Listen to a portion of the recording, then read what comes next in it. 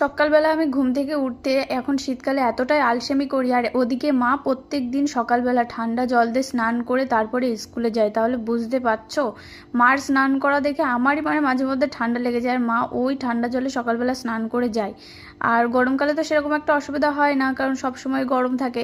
School থেকে এসেও মা স্নান করে নেয়, আর স্কুলে যাওয়ার আগেও মা স্নান করে তারপরে স্কুলে যায়। কিন্তু এখন যেহেতু শীতকাল, মা বিকেলবেলা এসে স্নান করতে পারবে না, তাই সকালবেলা স্নান করে নেয়। আর আমি ঠান্ডার জ্বালায় একেবারে কুঁতরে উঠি।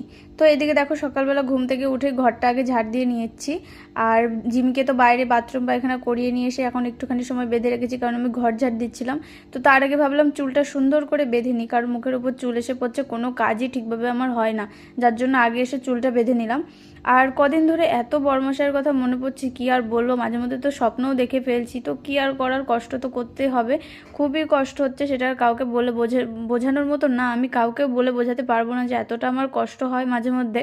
আর এমনিতেও এইসব কথা কাউকে বলে বোঝানোর মতো না। এইসব কথা নিজের মনের মধ্যে যতটা হবে ততটা তুমি কাউকে বলে বোঝাতে পারবে না। তো কি আর করার, মেনে তো নিতেই হবে সব কিছু, একটুখানি তো কষ্ট করতেই হবে আমাদের দুইজনকে। আর এদিকে দেখো, আমি তারপরে বাইরে চলে এসেছি দাঁত ব্রাশ করতে, আর এখনও ঠিকভাবে রোদ্দুর ওঠেনি। মানে আমি এখন উঠেছি, এখনও ঠিকভাবে রোদ্দুর ওঠেনি। তাহলে মা, তাহলে ভাবো কত সকালবেলা স্নান করে বেরিয়ে গেছে।